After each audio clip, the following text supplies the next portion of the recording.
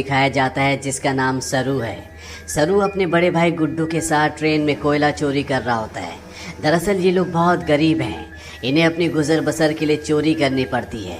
ये दोनों ट्रेन से बहुत सारा कोयला चोरी करते हैं और उस कोयले को एक दुकान में बेचने के लिए जाते हैं। उसी दुकान में जलेबियाँ भी बन रही होती है। सरू अपने बड़े भाई से कहता है कि मुझे जलेबी खानी है। उसका बड़ा भाई कहता है कि एक दिन मैं तुम्हें जलेबी ज़रूर खिलाऊंगा।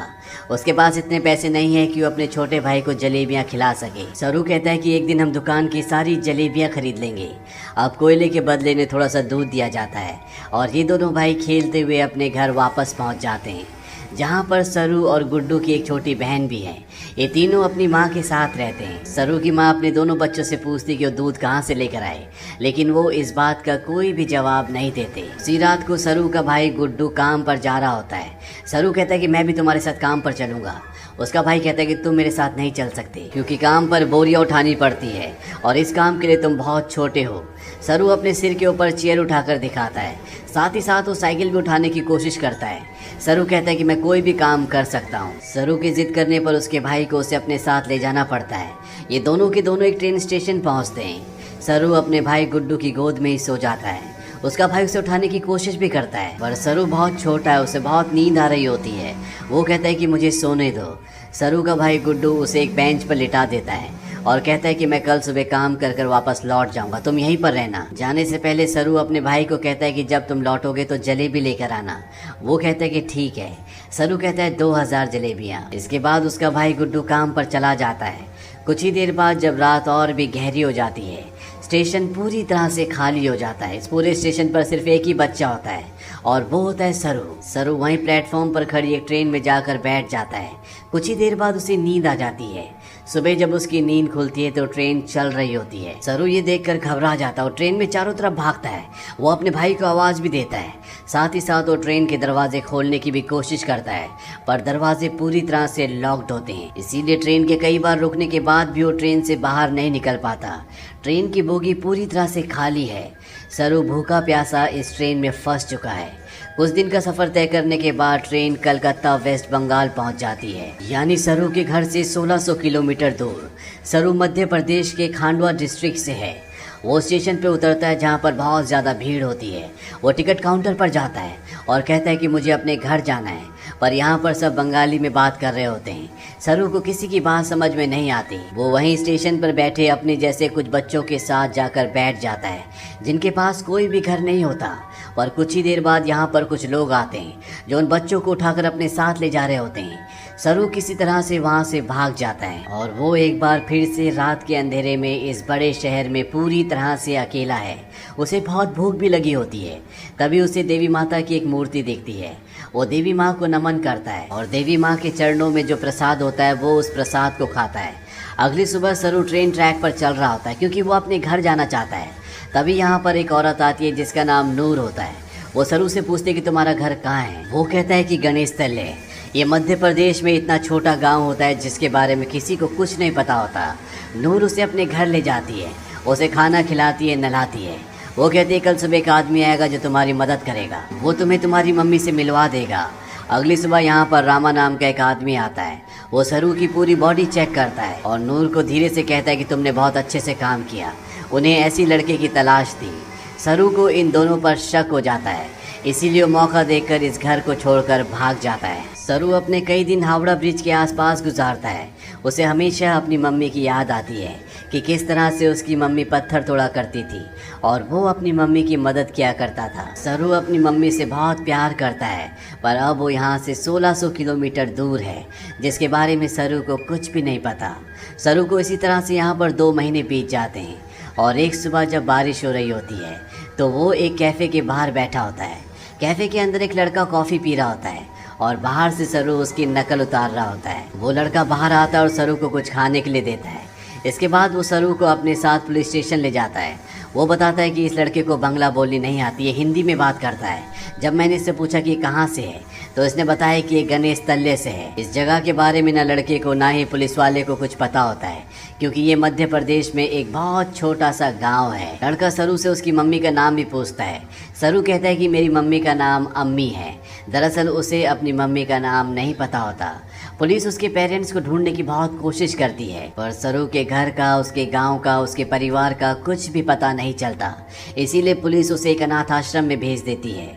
सरू 3 महीने वहां पर गुजारता है और 3 महीने के बाद सरू से एक लेडी मिलने आती है जिसका नाम मिसेस सूद होता है। वो सरू को बताती है कि पिछले 3 महीनों से हम तुम्हारी अम्मी को, तुम्हारे परिवार को ढूंढने की कोशिश कर रहे हैं, पर कुछ भी पता नहीं चला। हमने न्यूज़पेपर में इश्तिहार भी दिया, जिस न्यूज़पेपर को हर रोज़ 1.5 करोड़ लोग पढ़ते हैं, पर इसका भी कोई फ़ायदा नहीं हुआ। सरू कहता है कि मेरा घर यहाँ से बहुत दूर है, मैं अपनी अम्मी के पास, गुड्डू के पास जाना चाहता हूँ। मिसेस सूद कहती है कि हमने हर जगह तलाश करने की कोशिश की, अब इंतज़ार का कोई फ़ायदा नहीं है। एक ऑस्ट्रेलियन कपल है जो तुम्हें अडॉप्ट करना चाहता है, वो बहुत अच्छे लोग हैं, उनके साथ तुम बहुत खुश रहोगे, तुम्हें ऑस्ट्रेलिया जाना होगा। इसके बाद मिसेस सूद सरू को अपने साथ अपने घर ले आती है, जहाँ पर कुछ और बच्चे भी होते हैं।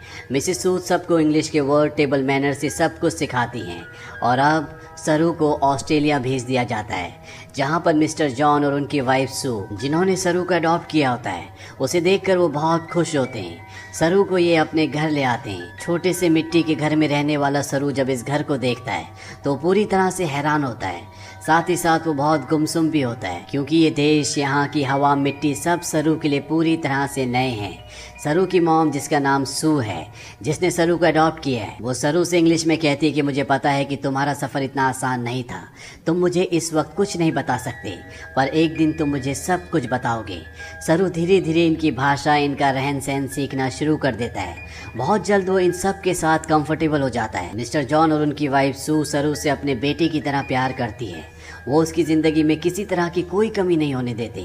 1 साल बाद ये एक और बच्चे को अडॉप्ट करते हैं, जो इनके साथ एडजस्ट नहीं हो पाता, वो अपने आप को नुकसान पहुंचाना शुरू कर देता है। पर मिस्टर जॉन और उनकी वाइफ इस बच्चे को कंट्रोल करने की, समझाने की कोशिश करते हैं, क्योंकि वो इसकी मदद करना चाहते हैं। उसी रात को मिसेस सू रो रही होती है। सरू उनके पास जाता है, उनके आंसू पोंछता है और उनके गले से लग जाता है, यानी कि अब उसने पूरी तरह से उन्हें अपनी मॉम मान लिया है। धीरे धीरे वक्त बीतता और 20 साल बीत जाते हैं। सरू अब बड़ा हो चुका है। मिस्टर जॉन और उनकी वाइफ, जो सरू के मॉम डैड है, उनको सरू पर गर्व होता है।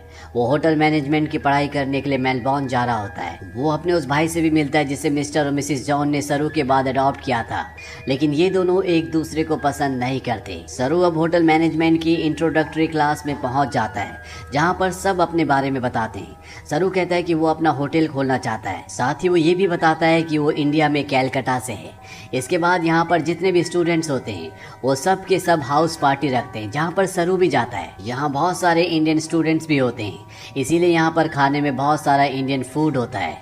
और सरू जब वहाँ पर जलेबियाँ देखता है तो उसे बचपन का वो लम्हा याद आ जाता है, जब उसने अपने भाई गुड्डू से जलेबी खाने के लिए कहा था और जवाब में उसके भाई गुड्डू ने कहा था कि वो उसे जलेबी ज़रूर खिलाएगा। सरू ने कहा था कि एक दिन वो सारी जलेबी खरीद लेंगे। सरू को जब ये लम्हा याद आता है तो उसकी आंखों में आंसू आ जाते हैं और वो अपने दोस्तों को बताता है कि वो कैलकाटा से नहीं है, वो किसी और जगह से है। बचपन में वो खो गया था, वो एक ट्रेन में बैठ गया था और जब ट्रेन रुकी तो वो कैलकाटा पहुंच गया था। यहाँ पर एक लड़का उससे पूछता है कि वो ट्रेन में कितने दिन तक था। सरू कहता है 2-3 दिन तक। वो लड़का उसके गांव का नाम पूछता है। सरू कहता है गणेश तले, लेकिन सरू को अब ये भी नहीं पता कि वो अपने गांव का नाम अच्छे से प्रोनाउंस कर पा रहा है कि नहीं, क्योंकि उसे हिंदी बोलनी नहीं आती, वो अब सिर्फ इंग्लिश बोल सकता है। यहाँ पर एक लड़का उससे कहता है कि कैलकाटा के हावड़ा ब्रिज से, जहाँ पर तुम बचपन में पहुँचे थे, अगर वहाँ से हम टाइम और ट्रेन की स्पीड को कैलकुलेट करें और वापस जाएं तो हम तुम्हारे गाँव के आसपास के रेडियस में पहुँच सकते हैं। यहाँ पर एक लड़की उसे गूगल अर्थ के बारे में बताती है।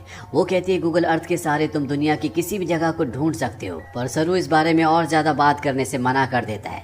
इसके बाद ये पार्टी से निकल जाते हैं। सरू के साथ एक लड़की भी होती है जिसका नाम लूसी होता है। ये दोनों एक दूसरे की तरफ अट्रैक्टेड होते हैं, इसीलिए रात को ये दोनों एक दूसरे के फिजिकली बहुत क्लोज हो जाते हैं। अगली सुबह जब सरू उठता है तो उसे अपने पेरेंट्स की, अपने घर की, अपने गाँव की याद आती है। उसे एहसास होता है कि उसके खो जाने के बाद उसकी मॉम, भाई बहन उसके लिए कितना परेशान हुए होंगे। इसीलिए वो गूगल अर्थ एप्लीकेशन के जरिए, साथ ही साथ स्टेशन से अपने घर की जो दूरी होती है उसकी कैलकुलेशन करके हर तरह से अपने गांव गणेश तले को ढूंढने की कोशिश करता है, पर उसकी सारी कोशिश पूरी तरह से बेकार हो जाती है। धीरे धीरे वक्त बीतता और 3 साल बीत जाते हैं। लूसी का और सरू का रिश्ता अब और भी गहरा हो चुका है। ये दोनों एक दूसरे से बहुत प्यार करते हैं पर सरू आज भी अपने परिवार के लिए परेशान है। उसे कई बार अपने भाई की छवि दिखती है। उसे एहसास होता है कि उसका भाई उसे कह रहा है कि उसे घर चले जाना चाहिए। सरू अपने परिवार की यादों में उन्हें ढूंढने में इतना खोया होता है कि धीरे धीरे वो लूसी से अलग हो जाता है। वो लूसी से कहता है कि तुम मुझसे बेहतर इंसान डिजर्व करती हो। लूसी और सरू अलग हो जाते हैं। कई महीनों के बाद लूसी को सरू जब एक दिन एस्केलेटर पर देखता है तो वो उससे बात करता है। वो लूसी से कहता है कि वो उसे बहुत मिस करता है। इसके बाद एक बार फिर से दोनों एक दूसरे के बहुत क्लोज आ जाते हैं। लूसी सरू से कहती है कि तुम्हें अपनी मॉम के पास जाना चाहिए, उन्हें तुम्हारी ज़रूरत है। सरू अपनी मॉम के पास जाता है जिनकी तबीयत ख़राब होती है। सरू को आज तक ये लगता था कि उसकी मॉम ने उसे इसलिए अडॉप्ट किया क्योंकि वो कभी माँ नहीं बन सकती, पर सू सरू को बताती है कि मैं माँ बन सकती थी, पर मैंने और तुम्हारे डैड जॉन ने डिसाइड किया था कि हम 2 बच्चों को अडॉप्ट करेंगे क्योंकि इस दुनिया में बहुत सारे ऐसे बच्चे हैं जिन्हें माँ बाप की, परिवार की ज़रूरत है। वो सरू को अपने बचपन का एक एक्सपीरियंस भी बताती है। वो कहती है कि मेरे डैड बहुत ज़्यादा अल्कोहल पीते थे, वो एक अच्छे इंसान नहीं थे। मैं हमेशा डरी डरी रहती थी और एक दिन जब मैं अपने घर के पीछे गई तो मैं चाहती थी कि धरती मुझे निगल ले। तभी मुझे खेत की दूसरी तरफ एक बच्चा दिखा जिसकी ब्राउन स्किन थी और अगले पल वो बच्चा मेरी साइड में खड़ा था। उस पल मुझे एहसास हो गया कि अब मेरी ज़िंदगी में सब कुछ ठीक होगा। फिर तुम और तुम्हारा भाई मेरी ज़िंदगी में आए, लेकिन अब तुम मुझसे बात नहीं करते, मुझे तुम्हारी ज़रूरत है। सरू को यहाँ पे एहसास होता है कि उसे अपनी मॉम का साथ देना चाहिए, और साथ ही वो अपनी बायोलॉजिकल मदर को भी ढूंढना चाहता, अपने भाई को ढूंढना चाहता है। इसीलिए एक बार फिर से वो गूगल अर्थ पर अपने गाँव को ढूंढने की कोशिश करता है, और जब वो इंडिया के अलग अलग हिस्सों को जूम करके देखता है तो उसे वो जगह दिख जाती है जहाँ पर उसकी मॉम पत्थर तोड़ा करती थी। इसके बाद वो धीरे धीरे आसपास के पूरे एरिया को सर्च करता है और उसे अपना गाँव, जिसका नाम गणेश तलाई है, वो मिल जाता है। उसे पता चल जाता है कि उसका गांव मध्य प्रदेश के खांडवा डिस्ट्रिक्ट में है। इस बात से बहुत खुश होता है। वो ये बात लूसी को और अपनी मॉम को भी बताता है। उसकी मॉम भी उसके लिए बहुत खुश होती है क्योंकि उसकी मॉम और उसके डैड चाहते हैं कि वो इंडिया जाकर अपने परिवार से मिले। सरू अब भारत आ जाता है और वो उस जगह पहुंच जाता है जहां पर उसने अपना बचपन बिताया था। वो धीरे धीरे बचपन की यादों से आगे बढ़ता हुआ उस घर तक पहुंच जाता है जहां पर बचपन में वो अपनी मॉम, अपने भाई और अपनी बहन के साथ रहा करता था। पर अब इस घर में कोई भी नहीं रहता। वो आस पड़ोस से पूछने की कोशिश भी करता है पर उसकी भाषा किसी को भी समझ नहीं आती और ना ही अब वो हिंदी समझ सकता है। तभी वहाँ पर एक आदमी आता है जिसे इंग्लिश आती है। सरू उसे अपने भाई का और अपनी बहन का नाम बताता है। उससे पूछता है कि जो परिवार पहले इस घर में रहता था अब वो कहाँ चला गया, पर वो आदमी उसकी बात का जवाब नहीं देता, वहाँ से चला जाता है। पर कुछ ही पलों के बाद वो लौट कर आता है और सरू को इशारा करता है। सरू जब उस तरफ जाता है तो वो देखता है कि सामने से एक बूढ़ी औरत आ रही होती है, और ये औरत और कोई नहीं बल्कि वो होती है जिसकी गोद में सरू ने अपना बचपन बिताया था। ये उसकी बायोलॉजिकल मॉम होती है। वो उनके गले लगकर बहुत रोता है। सरू की मॉम आज तक इस गांव को छोड़कर इसीलिए नहीं गई थी क्योंकि उसे यकीन था कि एक दिन उसका बेटा लौटकर जरूर आएगा। सरू की बहन भी यहाँ पर होती है। वो अपनी बहन को अपने गले से लगा लेता है, पर सरू अपने भाई से मिल नहीं पाता। उससे पता चलता है कि जिस रात वो अपने भाई के साथ काम पर गया था, पर सरू को नींद आ रही थी, इसीलिए उसके भाई ने उसे बेंच पर सुला दिया था। और जब उसका भाई जा रहा था तो सरू ने अपने भाई से कहा था कि सुबह जलेबी लेकर आना। उसी रात को उसके भाई गुड्डू की एक ट्रेन दुर्घटना में मृत्यु हो गई थी, यानी कि एक माँ ने एक ही रात में अपने दोनों बेटों को खो दिया था। पर उसकी उम्मीद, ईश्वर पर उसकी आस्था थी जो इतने सालों तक वो अपने छोटे बेटे सरू का इंतजार करती रही, और आज 25 सालों के बाद उसका बेटा वापस लौट आया।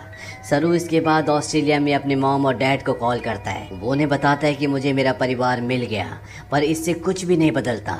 आज भी आप मेरे लिए वही हो जो पहले थे, आप मेरे मॉम डैड हो। इसके बाद सरू उन सभी जगहों पर जाता है जहाँ पर वो अपने भाई के साथ खेला करता था, और इन जगहों पर जाकर उसे अपने बचपन की याद आ जाती है जब वो इन्हीं रास्तों पर अपने भाई के साथ चला करता था। सरू को यहाँ पर एक और बात पता चलती है कि उसका नाम सरू नहीं बल्कि शेरू है, जिसका मतलब होता है लायन।